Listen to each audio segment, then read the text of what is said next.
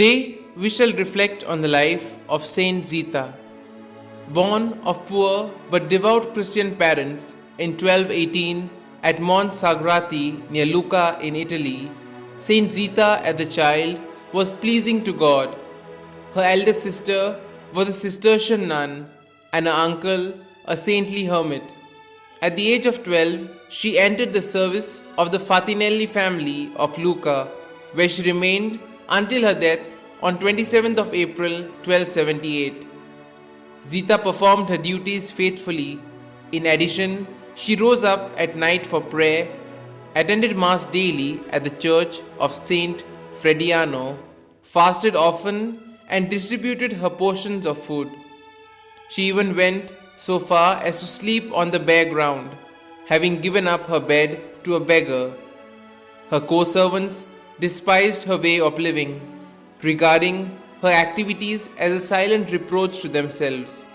Resenting her open abhorrence of evil suggestion and foul language, they even succeeded in prejudicing her employees against her for some time.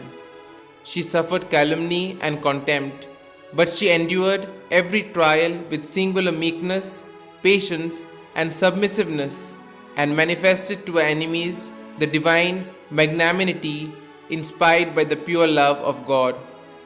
At length, she overcame her enemies by her humility and forgiving attitude. Now realizing what treasure they possessed in Zita, her employees entrusted their house and family entirely to her care. In spite of the daily chores that kept her busy, she would somehow find enough time to visit the poor and the sick. One Christmas Eve, as she was leaving for church, her master Pogano threw his fur coat over her, bidding her not to lose it. But at the entrance of the church, she encountered a scantily clad man who asked for the coat. She readily gave it to him, telling him that he might retain it till she came out of the church. When the service was over, the man was not to be seen anywhere. Crestfallen, Zita returned home to the reproaches of her master, who, but naturally, was extremely annoyed at the loss of his coat. But as he sat to dine, a stranger appeared at the door and returned the fur coat to Zita. As Pogano and Zita rose to speak to him, he quickly vanished from their sight, living in their hearts the celestial joy of Christmas. Ever since, the portal of San Frediano, where Zita met the stranger, has come to be known as the Angel Door.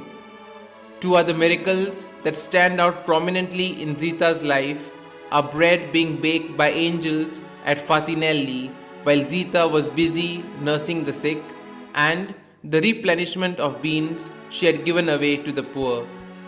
The body of this saint, who spent her last day doing ordinary things extraordinarily, and who was praised by all in and out of church, was laid to rest in the church of Saint Frediano at Lucca.